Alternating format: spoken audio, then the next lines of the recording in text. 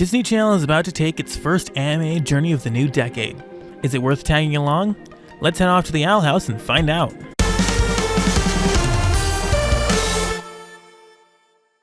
The Owl House is Disney Channel's second foray into animation as of late. The first was Amphibia last summer, and given they're tearing Disney XD, their former home for animation, to shreds, you should expect more such ventures. The show follows Luz, who, upon accidentally stepping through a portal to another world, befriends a rebellious witch and her adorable friend. She becomes the witch's apprentice, and despite lacking in magic, she pursues her own dream of becoming a witch herself. I took some time recently to look at the previews we got before this show premiered, and one of my bigger complaints was that the premise is a bit too similar to Amphibia. However, this isn't the first time Disney has put out two shows with similar premises. I wasn't completely sold on this show, but I was open to being persuaded. So now that the show's first episode is dropped, let's see if it's able to convince me.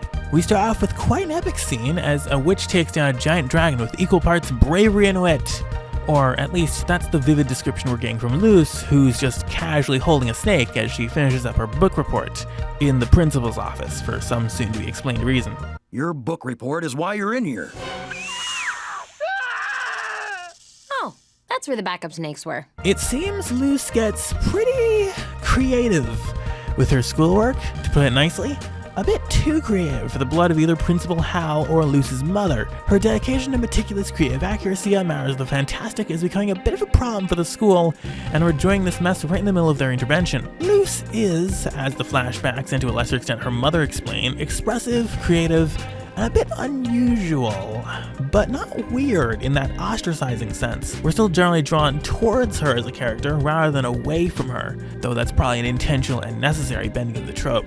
It's all getting to be too much, so she's sent off to reality check summer camp to have her innocence and youthful wonder beaten out of her, because growing up in this world isn't doing it to her fast enough. Luz prepares herself to let go of her quirkier tendencies like a deathless death as she waits for the bus to camp. This is best symbolized by her placing her fantasy book in the trash, only for it to end up missing a few seconds later. It's in the clutches of an owl, surprisingly, and this leads on a somewhat predictable but no less exciting goose chase, which inadvertently sends her through a portal to another world. On the other side, we're introduced to Ida through her hobby occupation, sorting through human garbage, or presumed garbage, to sell. At the sight of her beloved book being potentially reduced to ash, Luz is forced out of her cover and takes back her valued possession. However, she's not getting away that easy.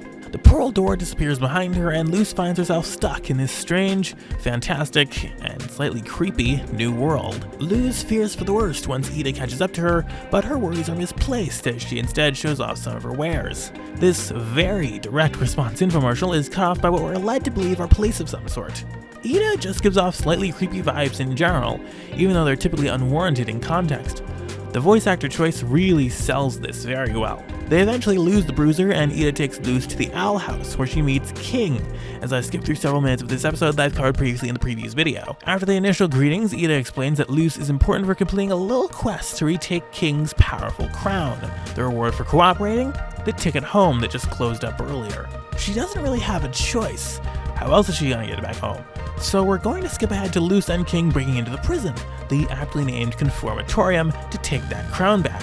It's an open and shut kind of affair until we meet the criminals, a fanfiction enthusiast, an avid eye-eater, and a clearly committed conspiracy theorist. They're actually not all that different from Luz herself, now that she, and we, get a chance to think about it. Though I'm not sure we should be normalizing conspiracy theorists in the same manner as we can weird shipfic writers, especially at a time where misinformation is at an all-time high and rising.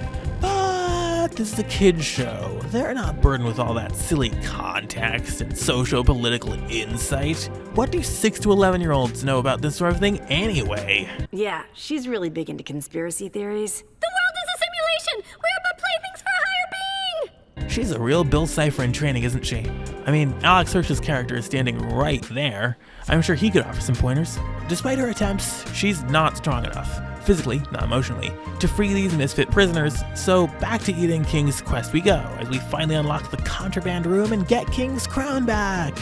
King's powerful crown is a cardboard kids meal crown from a Burger King XP. But it makes him happy, and that's what matters, right? No. What matters is getting away from the warden, and well out of Dodge. What do you want with me? I've never actually broken any of your stupid laws in front of you. I want you to go out with me. What? What? This whole ordeal is about him not being able to get any from her. The priorities on this show are all kinds of janky, man. Well, to be fair, I've seen far worse, but seriously, he should let it go. Ida and Luz free the prisoners on their way out, but they're unable to ditch the warden, which sets up a final battle of sorts. But more importantly, Ida gives Luz the key she needs to go back to the human world.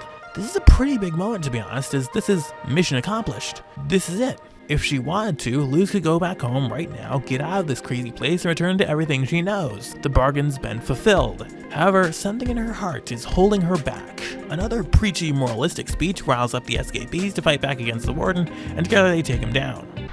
Well, a deal's a deal. Let's get you home.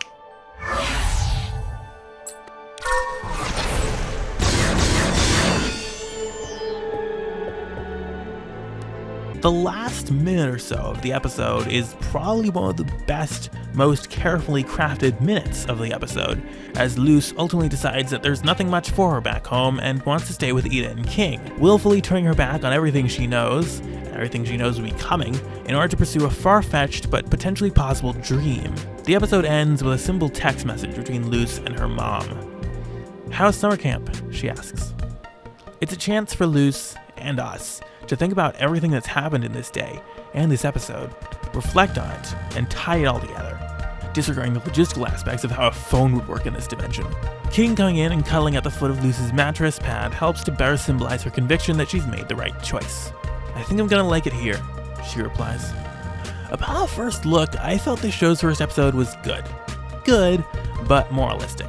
They really could have been subtler, much subtler, with the "it's not criminal to be an individual" message, one that's literally ripped, verbatim, from an episode of another Disney cartoon. Like, you couldn't beat me over the head with this message any harder if you tried.